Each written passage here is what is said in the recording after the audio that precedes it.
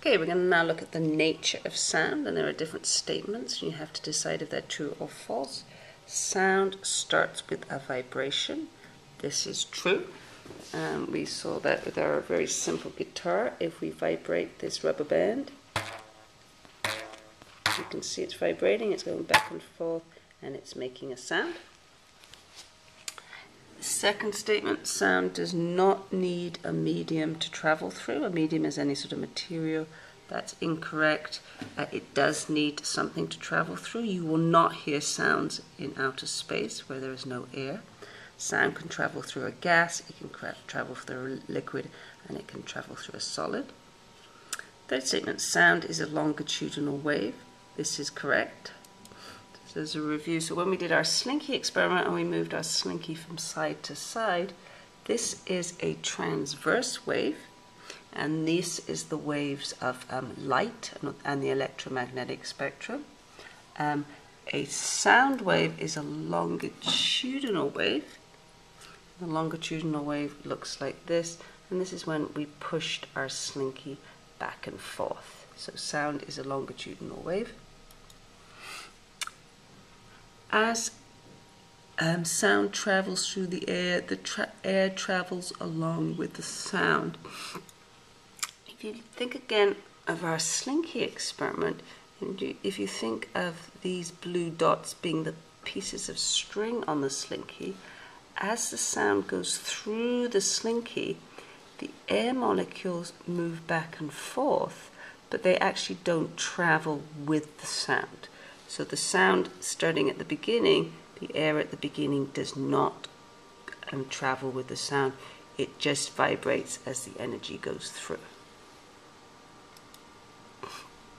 Okay, next statement.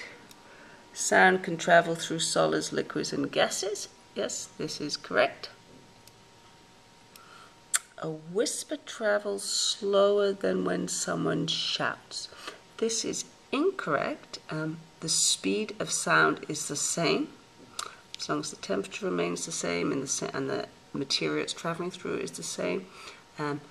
The amplitude will vary. A whisper and a shout will have different amplitudes, but the speed will not change.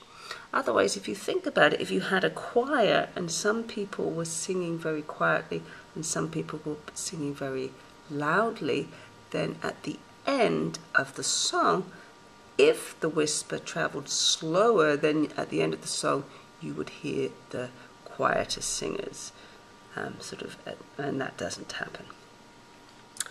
Okay, last one. When a sound goes through a doorway, it bends, which is called diffraction, and spreads out into the room. And this is true, and this is why you can hear sounds from one room to another. Okay. When we are born, we can hear the frequencies 20 Hertz to 20,000 Hertz. But as we get older, the range gets smaller. The higher frequencies get lost first. Okay, so what we're looking here on the iPad is what are the range of frequencies for normal conversation.